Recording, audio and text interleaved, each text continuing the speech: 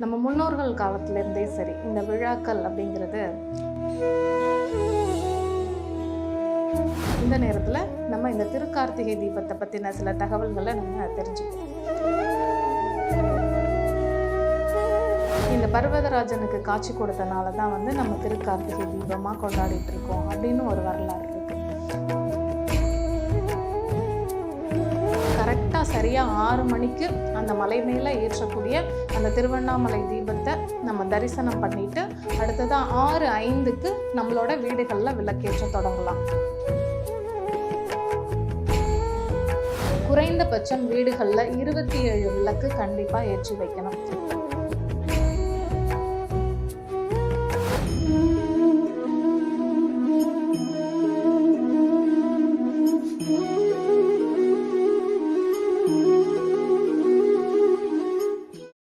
அனைவருக்கும் வணக்கம். பொதுவாகவே நம்மளை பொறுத்த வரைக்கும் இந்த விழாக்கள் அப்படிங்கிறது கொண்டாடுற வழக்கம் ரொம்ப அதிகமாகவே இருக்குது. நம்ம முன்னோர்கள் காலத்திலேருந்தே சரி, இந்த விழாக்கள் அப்படிங்கிறது பாரம்பரியமாக எடுத்துக்கிட்டாலும் சரி, அறிவியல் ரீதியாக எடுத்துக்கிட்டாலும் சரி, அதற்கான ஒரு காரணம் கண்டிப்பாக இருந்துச்சு. நம்ம முன்னோர்களால் அது சொல்லப்பட்டு வந்துச்சு. அதனால தான் நிறையா விழாக்களை நம்ம கொண்டாடிட்டு இருக்கோம். அப்படி ஒரு விழாவாக தான் இப்போ வரப்போகிற திருக்கார்த்திகை தீபம், அதுவும் நம்ம கொண்டாடுறதுக்கு இருக்கோம். இந்த நேரத்தில் நம்ம இந்த திருக்கார்த்திகை தீபத்தை பற்றின சில தகவல்களை நம்ம தெரிஞ்சுப்போம். இந்த திருக்கார்த்திகை தீபம் இதற்குன்னு ஒரு வரலாறு இருக்குது. அது என்ன அப்படின்னா, நம்மளோட இந்த பார்வதி தேவி அவங்க என்ன பண்ணுறாங்கன்னா, இவங்களுக்கு கயல், அதாவது மீன் போன்ற விழிகள், இவங்க மீனவ குலத்தில் ஒரு பெண்ணாக பிறக்கிறாங்க. இவங்க மேலே ஆசைப்படுறாரு அந்த சிவபெருமான். ஆசைப்பட்டு அவர் என்ன பண்ணுறாரு, அவரும் ஒரு மீனவ குல இளைஞனாகவே பிறந்து இந்த பார்வதியை மணந்துக்கிறாரு. 2 பேருமே இந்த மீனவ கோலத்திலேயே பர்வதராஜனுக்கு காட்சி கொடுக்குறாங்க.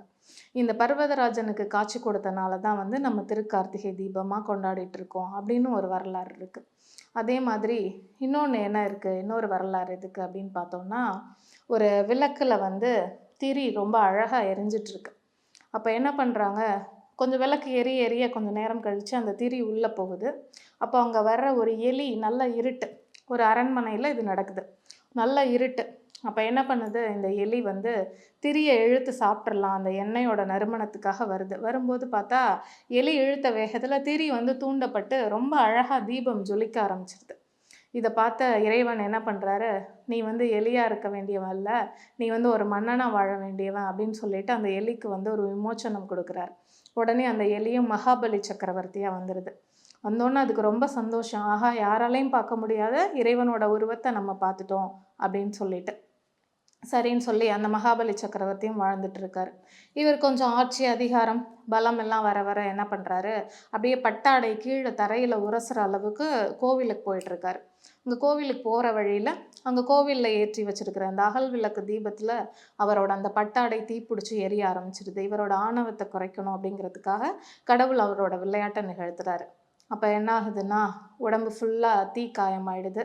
மன்னன் படுத்த படுக்கையில் அப்போ தான் இறைவனை நினச்சி பார்க்குறாரு, இறைவா, நீ கொடுத்த இந்த வாழ்க்கையை நான் இப்படி என்னோடய ஆணவத்தால் இப்படி பண்ணிக்கிட்டேனே, இதுக்கு ஒரு வழி இல்லையா அப்படின்னு. அப்போ முனிவர்கள்லாம் தேடி வரும்போது, அவரை பார்க்க வரும்போது அவர் கேட்குறாரு, இந்த மாதிரி இதற்கு தீர்வு இல்லையா அப்படின்னு. அப்போ அவங்க சொல்கிறாங்க, நீ தினமும் ஒரு விளக்கு எண்ணிக்கையில், இன்றைக்கி ஒரு விளக்கு போடுறேன்னா நாளைக்கு 2 விளக்கு, அடுத்த நாள் 3 விளக்கு, இந்த மாதிரி கோவிலில் தினமும் ஏற்று, நீ ஏற்றி உன்னோட அந்த ஒரு நாளில் உனக்கு இறைவன் காட்சி கொடுப்பாரு, அதாவது ஜோதி வடிவத்திலே காட்சி கொடுப்பாரு அப்படின்னு சொல்கிறாரு.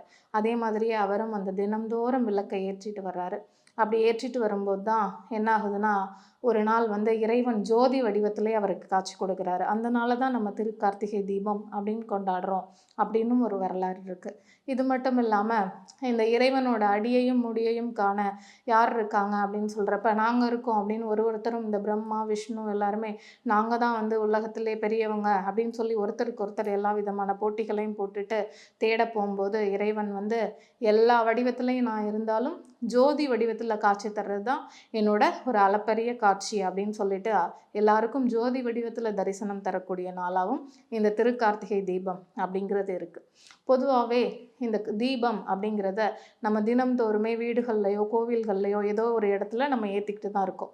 எல்லா நாளுமே நம்ம வருடம் முழுவதும் எவ்வளவுதான் விளக்கு ஏற்றினாலும் இந்த திருக்கார்த்திகை அன்னைக்கு ஏற்றக்கூடிய விளக்குக்கு ஒரு தனி சிறப்பே இருக்குது. அதனால தான் இந்த திருக்கார்த்திகை தீபத்தை வருடம் ஒரு தடவை கொண்டாடினாலும் ரொம்ப சிறப்பாக எப்போவுமே நம்ம கொண்டாடிட்டு இருக்கோம்.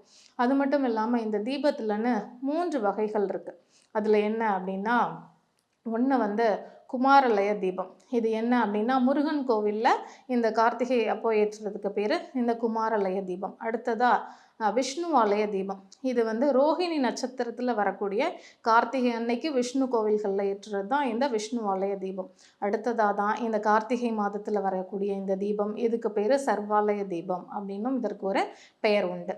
இந்த கார்த்திகை தீபம், நம்ம கார்த்திகை தீபம் அப்படின்னு சொன்னாலே முதல்ல நம்மளுக்கு ஞாபகம் வர்றது திருவண்ணாமலை. நீங்கள் நம்ம வீடுகளில் எந்த இடம் எடுத்துக்கிட்டாலும் சரி, நம்மளோட கூடம், சமையல் அறை, படுக்கை அறை, ஏன் நம்மளோட அந்த மோட்டாருக்காக இருக்கிற அந்த பயன்படுத்தக்கூடிய அறை, எல்லா இடத்துலையுமே தாராளமாக நீங்கள் இந்த விளக்குகளை தாராளமாக ஏற்றலாம். அது எப்படி அப்படின்னா, இந்த கார்த்திகை அன்னைக்கு திருக்கார்த்திகை வந்து இந்த 2024 வருடம் டிசம்பர் மாதம் 13ஆம் தேதி வெள்ளிக்கிழமை அன்னைக்கு தான் திருக்கார்த்திகை தீபம். அன்னைக்கு எப்பவும் போல் நீங்கள் வீடை எல்லாம் சுத்தம் பண்ணி நீங்கள் அன்னைக்கு மாலை நேரத்தில் ஒரு 5லேருந்து 5:30 மணிக்குள்ளே உங்களோட வீடுகளில் வாசலில் அழகான கோலம் போட்டு உங்களோட வாசலில் முதல்ல அலங்கரிக்கணும். அது நீங்கள் எப்படி போடுறீங்க, எந்த கோலம், அது எல்லாமே உங்களோட விருப்பம். அந்த தீபத்தை வரவேற்கிறதுக்காக முதல்ல வாசலில் 5:30 மணிக்குள்ளே கோலம் போட்டுறணும். அதற்கப்புறமா இப்போ நம்மளுக்கு எவ்வளோ வசதி வந்துருச்சு, டிவி, ஃபோன் இல்லை எதுலேயோ இந்த கார்த்திகை திருவண்ணாமலையை தீபத்தை நம்ம தரிசனம் பண்ணுறோம். கரெக்டாக சரியாக 6 மணிக்கு அந்த மலை மேலே ஏற்றக்கூடிய அந்த திருவண்ணாமலை தீபத்தை நம்ம தரிசனம் பண்ணிட்டு அடுத்ததான் 6:05க்கு நம்மளோட வீடுகளில் விளக்கேற்ற தொடங்கலாம். அதே மாதிரி இந்த சிவபெருமான், அதாவது இந்த சொக்கப்பனை கொளுத்துறது, ஜோதி வடிவா காட்சியளித்த தினத்தையும் அந்த நினைவு கூறுற வகையில் தான் இந்த திருவண்ணாமலையில் 2668 அடி உயரத்தில் இருக்கக்கூடிய மலையில் இந்த கார்த்திகை தீபம் ஏற்றப்படுது. அதனால் அந்த தீபத்தை தரிசிக்கிறதுக்கு தவற விட்டுறாதீங்க. குறைந்தபட்சம் வீடுகளில் 27 விளக்கு கண்டிப்பாக ஏற்றி வைக்கணும். இல்லை அதுக்கப்புறமா 50, 100, 150 அதெல்லாம் உங்களுடைய விருப்பம். ஆனால் குறைந்தபட்சம் 27 விளக்கையாவது ஏற்றி வைக்க வேண்டியது அவசியம்.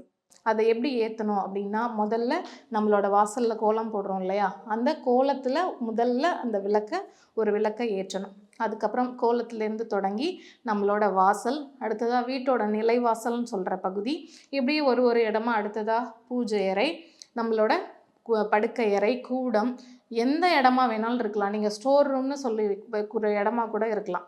எல்லா இடத்துலையும் நீங்கள் இந்த கார்த்திகை தீபத்தை ஏற்றி பயன்பெறலாம். அதே மாதிரி நீங்கள் நல்லெண்ணெய், இந்த பஞ்சக்கூட்டு எண்ணெய், அதாவது ஒரு 5 வகையான எண்ணெய்களை கலந்து பஞ்சக்கூட்டு எண்ணெய், நெய், எதில் வேணாலும் நீங்கள் கார்த்திகை தீபத்தை ஏற்றலாம். அதே மாதிரி நீங்கள் ஏற்றக்கூடிய விளக்கில் ஒரே ஒரு விளக்காவது, எல்லா விளக்கையும் ஏற்றலை அப்படின்னா கூட ஒரே ஒரு விளக்கையாவது நீங்கள் நெய்யில் ஏற்றினால் அதற்குரிய பலன் இன்னும் அதிகமாகவே இருக்கும். அதே மாதிரி நீங்கள் வாசலில் அந்த கோலத்தில் ஏற்றக்கூடிய விளக்குலேருந்து ஒரே ஒரு விளக்கை எடுத்துகிட்டு வந்து இந்த 6:05க்கு அங்கே வாசலில் ஏற்றிட்டு ஒரு இடமா ஏற்றிட்டு வரும்போது அதுலேருந்து ஒரே ஒரு விளக்கை எடுத்துகிட்டு வந்து உங்களோட பூஜை அறையிலையும் ஒரு விளக்கை ஏற்றி வைங்க. அது இன்னுமே அதிக ஒரு பலனை கொடுக்கும். அதனால் எந்த விழாக்களும் எந்த பண்டிகையுமே சாதாரணமாலாம் சொல்லி வைக்கல. அதற்கு அறிவியல் ரீதியாகவும் சரி, முன்னோர்கள் பாரம்பரியமாகவும் சரி, நிறைய காரணங்களை நம்மளுக்காக தந்துட்டு தான் போயிருக்காங்க. ஒரு விழாக்களுக்குமே ஒரு கதைகளோ, புராணங்களோ, இல்லை அறிவியல் ரீதியான தத்துவங்களோ, கருத்துக்களோ இருக்க தான் செய்யுது. அதனால் அப்படி வரக்கூடிய இந்த டிசம்பர் 2024 13ஆம் தேதி அன்று வரக்கூடிய கார்த்திகை தீபத்தன்னைக்கு உங்கள் அனைவர் வீட்டிலையுமே இந்த கார்த்திகை தீபத்தை ஏற்றி இந்த இருள் அப்படிங்கிற இந்த இருளை நீக்கி எல்லாரோட வாழ்க்கையுமே ஒரு ஒளிமயமாக திகழணும் அப்படின்னு நானும் அந்த அண்ணாமலையார்கிட்ட வேண்டிக்கிறேன். நன்றி, வணக்கம்.